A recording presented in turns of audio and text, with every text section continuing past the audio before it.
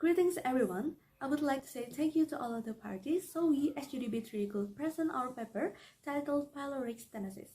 First of all, I would like to introduce myself. My name is Putu Chandrika Rahma Dewi with the last 30 students number 071. So here I would like to present about the introductions of this paper. Health as an integral aspect of life must be preserved to enable one to lead a better existence, especially in newborns. The digestive systems of an infant is of paramount importance. A healthy digestive system is necessary for appropriate development and growth. Regretfully, digestive problems do not spare newborns with genetic abnormalities. Piloric stenosis is one of the most prevalent digestive disorders that infants experience. The hallmark of pyloric stenosis is an aberrant thickening of the pyloric muscles, which causes the pyloric canal to narrow and causes stomach blockage and leading to gastric obstructions. Piloric stenosis is a very uncommon condition, affecting 2 to 5 out of every 1,000 births each year. Although the occurrence of piloric stenosis at birth is rare, it possesses significant risk. The conditions can lead to hypothalamic shocks and dehydrations in infants, which can be life-threatening. To minimize complications, infants diagnosed with piloric stenosis should receive immediate medical interventions upon the appearance of symptoms. Based on this premise, this paper is created as a learning material and educational resource concerning piloric stenosis. The paper formulations used in this paper are what is the definitions, epidemiology, etiology, pathophysiology, history and physical examinations, radiology and laboratory evaluations, diagnosis and differential diagnosis, initial medical treatment, surgical treatment, risk and complications, also postoperative management of piloric stenosis, with the purpose as the same as the problem formulations. And the benefit is to give a proper information and insight about piloric stenosis. Okay, that's all from me. For the next presenter, time is yours. My name is Komang Mahottama with the last 3 digit starter number 221. Piloric stenosis is the thickening and narrowing of your baby's pylorus, which is the solid opening between their stomach and their little digestive system. Pylorus could be a strong sphincter. It's found at the conclusion of your stomach, where your stomach meets your little digestive tract. Pylorus contract when your stomach is processing nourishment and fluid. It at that point unwinds to let nourishment and fluid pass into your little digestive system. When the pyloric muscle is as well thick, it contracts the pad. Fluid and nourishment can move from the stomach to the little digestive system. An infant with pyloric stenosis regularly compellingly heavy since equation or breast drain can take off their stomach. Numerous babies have trouble picking up weight since they have numerous sins of having. Thank you. Okay, hello doctor and friends. My name is Patricia and the last 3 digit of my student number is 171. And I want to explain about the epidemiology of piloric stenosis. So first one is for the prevalence and demographic itself. Piloric stenosis is the most common gastrointestinal condition in infants, affecting 2 to 5 out of every 1,000 live births annually. And males are 4 times more likely to be affected than females, and then it's more common in the white population with lower prevalence like in India, Asia, and black populations.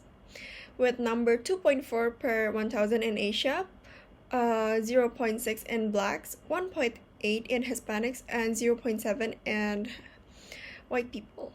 And for the risk factor itself is associated with genetic and environmental factors, including bottle feeding, younger maternal age, smoking, and erythromycin use in the first 2 weeks of life. A significant familial component also exists, with 47.9% of siblings having history of the disease. And the clinical presentation itself typically present between 3 and 10 weeks of age. Symptoms include projectile vomiting and failure to thrive. Palpation of an olive-like tumor in the right upper abdomen is becoming less common due to early ultrasound detection. As for the treatment option itself, the standard treatment is laparoscopic pyloromyotomy, and an emerging treatment is endoscopic pyloric balloon dilatation. Further studies are needed to understand the prevalence and impact of the disease itself across different populations, as well as the role of family and environmental factors. That's all for me. Thank you. Hello, my name is Yanti Graciella. With my last three-digit name number is 162. I will explain the next part. The exact etiology of pyloric stenosis is currently not completely known, but several studies show that genetic factors and environmental factors are the most likely to cause pyloric stenosis in babies. Some infants treated with macrolide antibiotics, especially in first 14 days of life, show an increased incidence of pyloric stenosis. Apart from that, maternal smoking, poverty, cesarean delivery, giving formula milk, and pregnant women with diabetes mellitus are also associated with the incidence of pyloric stenosis. Although research has shown that there is a risk of pyloric stenosis in siblings, a genetic cause has not yet been identified. The most likely explanation is the identification of the coding gene for smooth muscle showing poor innervation. Apart from that, another risk that can be associated with pyloric stenosis is cholesterol levels. The lower the cholesterol levels, the higher risk of the pyloric stenosis. This was proven by research conducted on 235 patients. 46 pyloric stenosis patients shows cholesterol level of 65.2 mg per deciliter, and 189 control patients show cholesterol level of 75.2 mg per deciliter. This shows that the risk of pyloric stenosis is inversely proportional to total cholesterol levels. Hello, doctor. Let me introduce myself. I'm Michael Jonathan Raya with 3 last digit student ID number 182.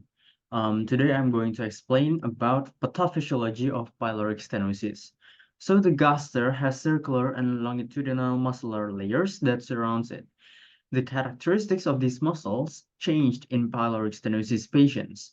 They enlarged, especially at the anthropyloric portion, leading to hypertrophy and hyperplasia.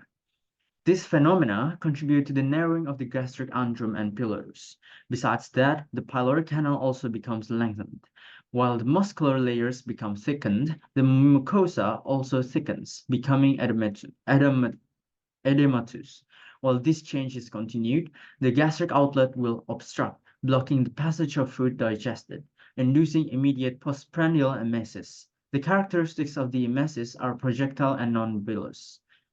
To confirm the diagnosis of pyloric stenosis, physicians should do further investigation, including physical examination and imaging.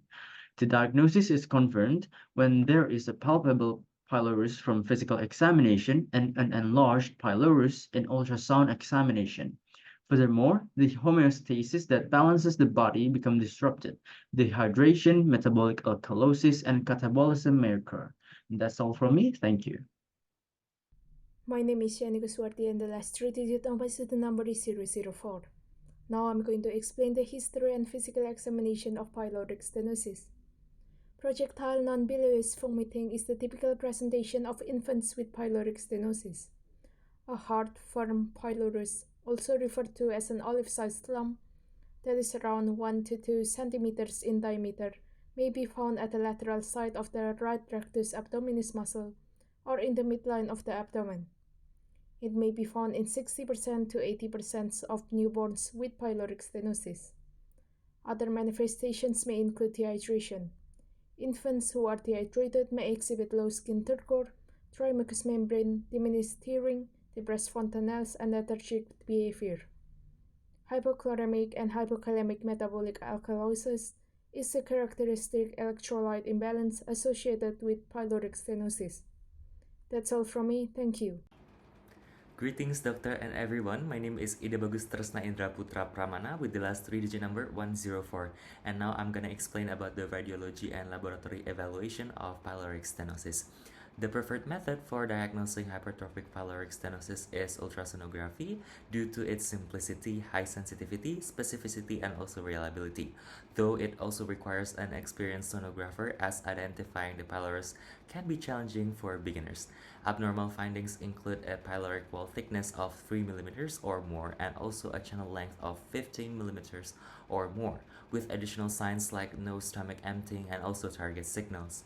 If ultrasonography is inconclusive, an upper gastrointestinal study or UGI with barium contrast may be also used.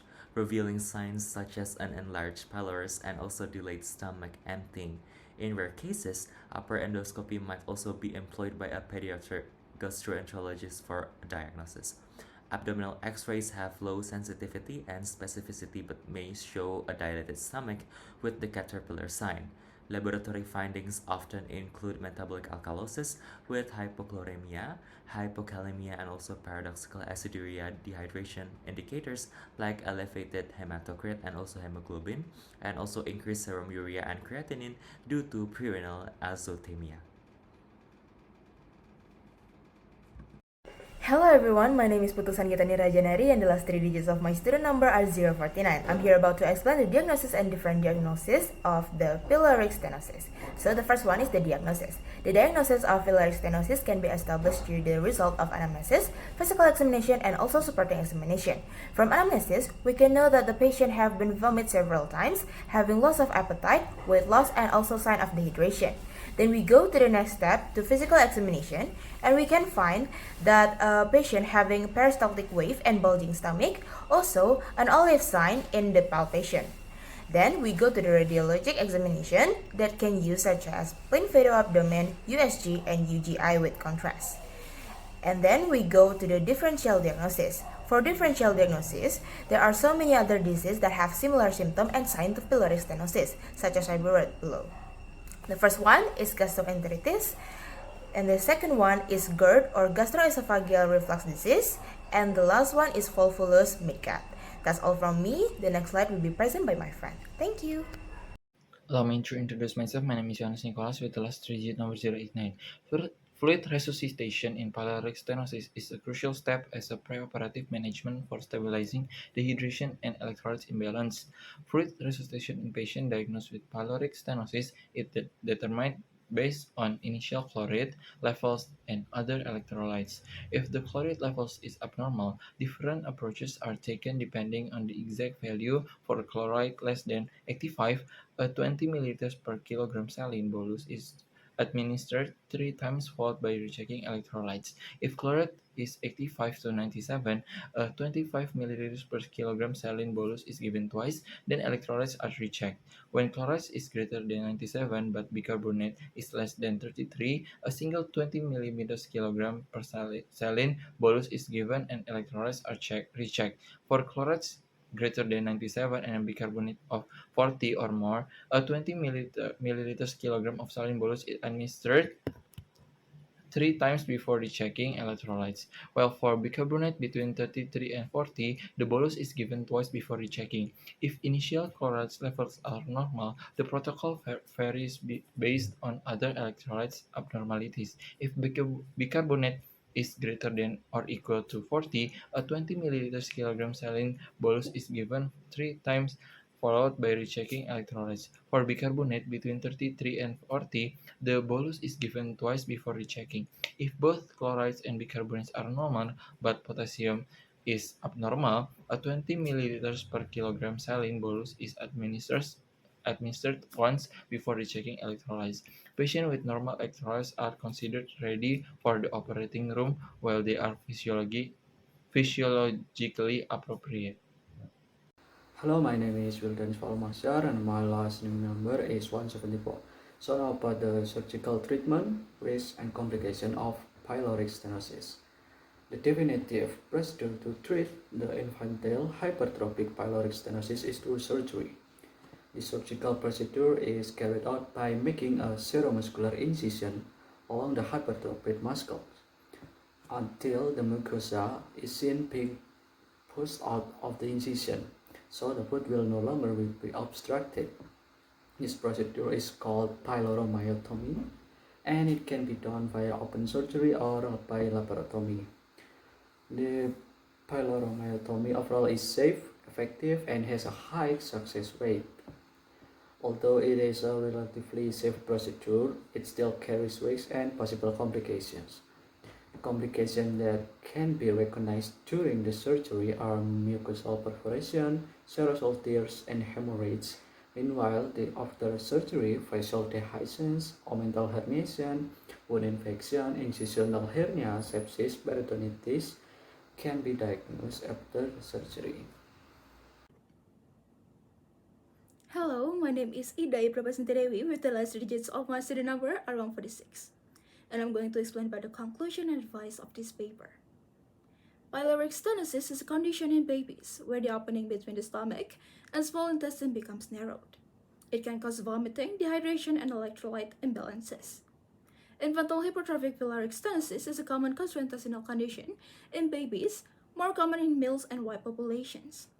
It is associated with genetic and environmental factors like bottle feeding, smoking, and erythromycin use. Laparoscopic piloromyotomy is the main treatment, but more research is needed. Piloric stenosis is primarily caused by genetic and environmental factors like macrolide antibiotics, maternal smoking, and poverty. It is characterized by enlargement of the stomach layers and thickening of the mucosa. Diagnosis involves physical examination and imaging, and treatment includes fluid resuscitation and piloromyotomy surgery. Studying piloric stenosis is important to understand its causes, improve diagnosis, and enhance treatment outcomes, especially for infantile hypertrophic piloric stenosis. This research is crucial for optimizing management and improving patient care. That's all the presentation from SGD B3. We apologize if there is any inappropriate words. And thank you for listening.